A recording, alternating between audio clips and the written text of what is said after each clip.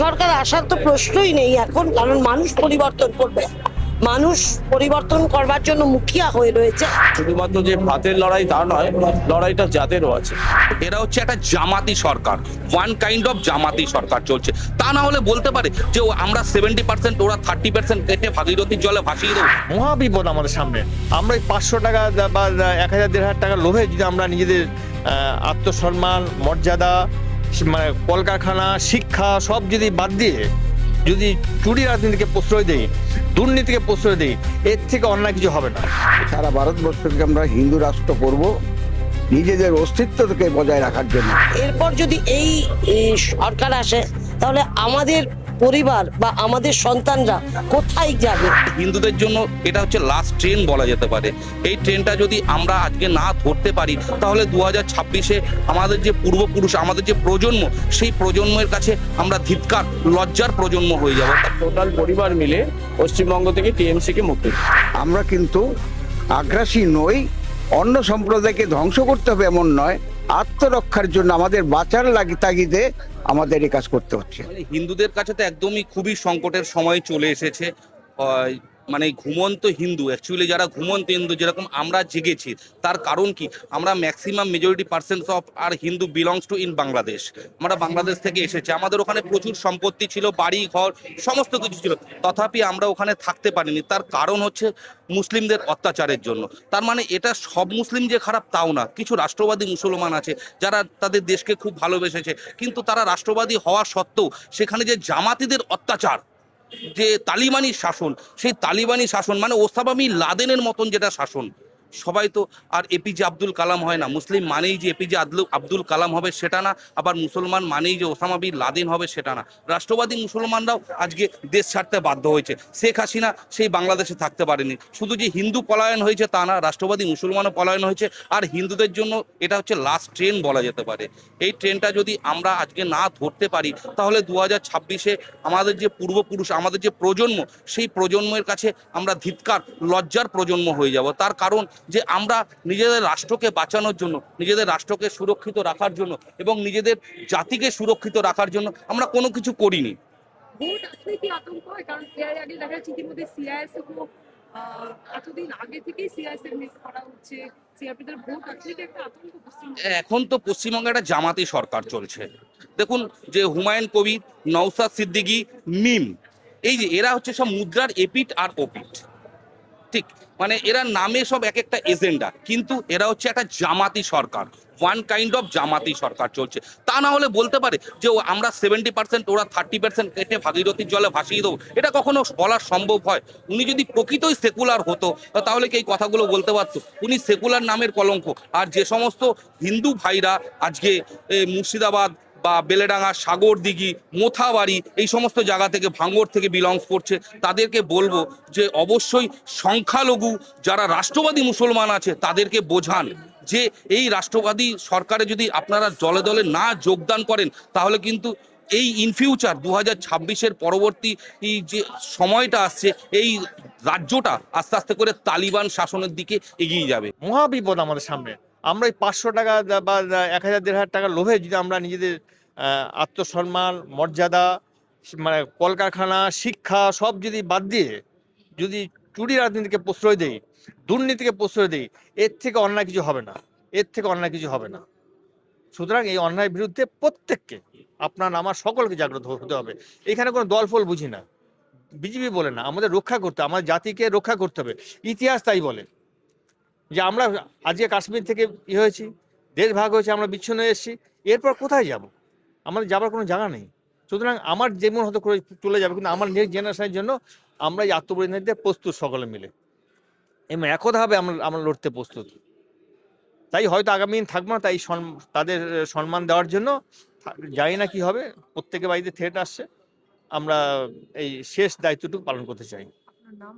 আমার নাম হিমাংশু সেনগুপ্ত, ডাকনাম মানিক সেনগুপ্ত। হ্যাঁ, তবে আমাদের জেল হ্যাঁ হ্যাঁ, আমি আমি আমি কোনো মানে অ্যাকচুয়ালি পদে নেই, আমার পদ দরকার নেই, আর মনে থাকলেই হলো, সবার হৃদয়ে থাকবো। পদ দরকার নেই, এবং কাজ করতে ভালোবাসি, কোনো পদ কোনো কিছু দরকার নেই। পুরোনোকে মনে রেখে সামনের দিকে আমাদের এগিয়ে যেতে হবে। যারা নতুন আসছে তাদেরকে বরণ করে নিতে হবে এবং তাদের সঙ্গে সবাইকে হাতে হাত মিলিয়ে আমাদের 26-এর লড়াই লড়তে হবে এবং আমাদের জয় ছিনিয়ে আনতে হবে। 26-এর লড়াই মনে হচ্ছে কি হবে, কারণ বিধানসভা নির্বাচন আসলেই ভোট পরবর্তী হিংসা, মানে ভোটের আগে হিংসা, আপনারা তো অনেক আতঙ্ক করছেন বর্তমান পরিস্থিতি অনুযায়ী। বর্তমান পরিস্থিতিতে দেখুন, আতঙ্ক তো অবশ্যই আছে, তার মধ্যেখানে কোনো যুদ্ধই খুব সহজভাবে করা যায় না। তাই এই যুদ্ধেও আমাদের হয়তো কিছু প্রাণ যাবে, অনেকে আহত হবে, নিহত হবে, কিন্তু তবু আমরা লড়াই দিয়ে আমরা ছিনিয়ে আনবো। বর্তমান যে পরিস্থিতি, বর্তমান যে সরকার আছে, এই সরকার যদি আবারও আসে তাহলে কি কোথাও কি মনে হচ্ছে যে বাংলাদেশের মতো পরিস্থিতি তৈরি হয়েছে? তাহলে মনে হয় আজকে এই সরকার আসার তো প্রশ্নই নেই এখন, কারণ মানুষ পরিবর্তন করবে, মানুষ পরিবর্তন করবার জন্য মুখিয়া হয়ে রয়েছে। তা এই সরকার যদি আবারও আসে তাহলে আমরা বাংলাদেশ থেকে আমাদের পূর্বজরা এসেছে, এখানে জায়গা পেয়েছে।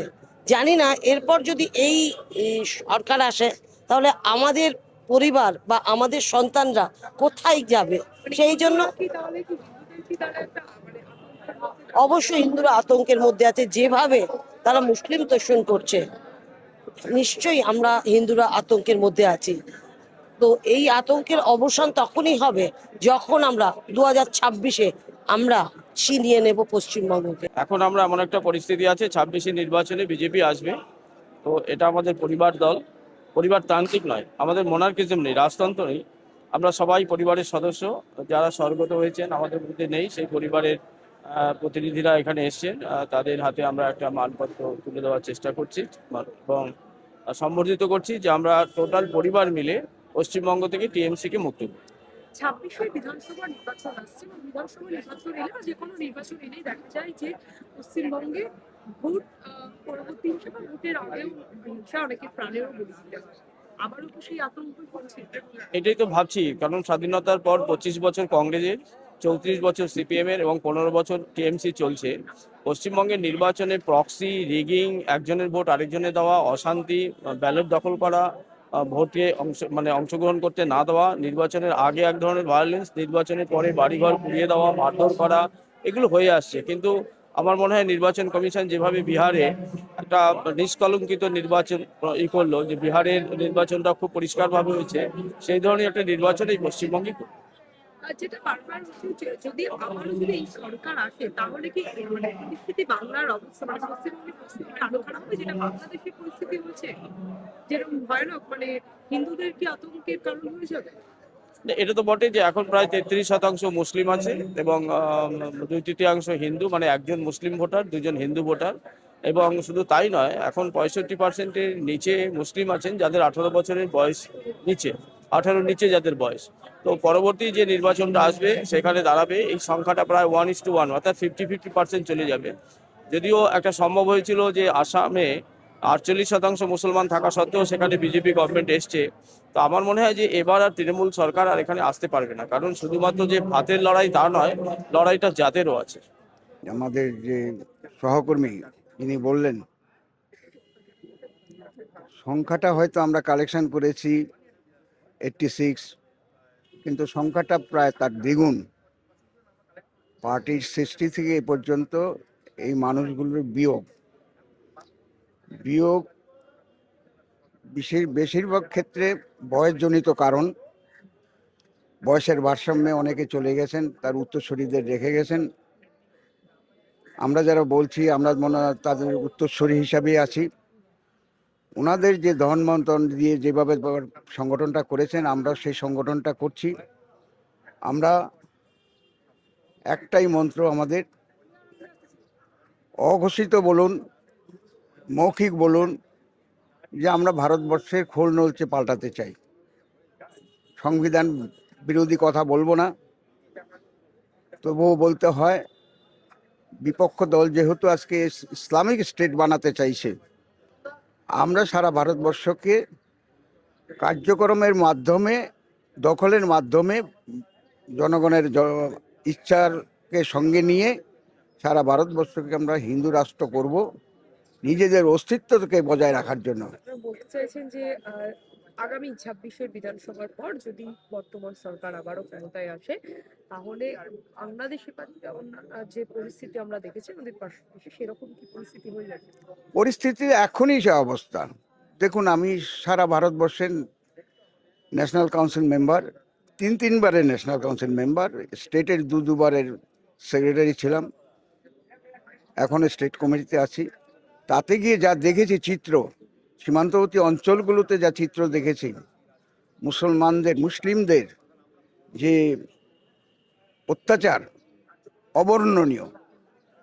আমরা কম বেশি প্রত্যেকেই সাফারার। বিভিন্ন আন্দোলনমুখী হয়ে গিয়ে দেখেছি যেভাবে ওরা মারমুখী হয়। আমাদেরকে প্রয়োজনে ধরুন এই যে আগুনে পুড়িয়ে মেরে দিচ্ছে হিন্দুদের, ঘর বাড়ি জ্বালিয়ে দিচ্ছে, পাড়া ছাড়া করছে, গ্রাম ছাড়া করছে। একটু যদি সুযোগ পায়, যে মাটিটায় দাঁড়িয়ে এখানে কথাটা আপনাদের সামনে বলছি, এই মাটিটুকু আমরা রক্ষা করে থাকতে পারবো কিনা যথেষ্ট সন্দেহ আছে। মানে আপনারা রীতিমতো এখন আতঙ্কে ভুগছেন আগামী দিনের জন্য? আতঙ্কিত এবং আমরা আমাদের অধ্যবসায় দিয়ে, আমাদের পার্টির নির্দেশ দিয়ে, অভিভাবকদের নির্দেশ নিয়ে আমাদের 1 পয়েন্ট প্রোগ্রাম তোরো মত জোরো, অটল বিহারী বাজপেয়ীর যে স্লোগান, যে হিন্দু সমাজকে একত্রিত করতে হবে, একসঙ্গে করতে হবে।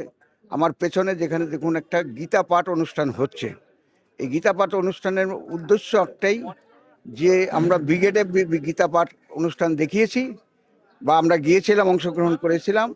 এটাকে প্রত্যেকটা মহল্লায় মহল্লায় আমরা পৌঁছে দেব। হিন্দুদের মনে আমরা একটা চেতনা শক্তি আনবো, যে শক্তির বলে আমরা বলিয়ান হয়ে আমরা নিজের পায়ে দাঁড়াতে পারবো। আমরা কিন্তু আগ্রাসী নই, অন্য সম্প্রদায়কে ধ্বংস করতে হবে এমন নয়, আত্মরক্ষার জন্য আমাদের বাঁচার তাগিদে আমাদের এই কাজ করতে হচ্ছে।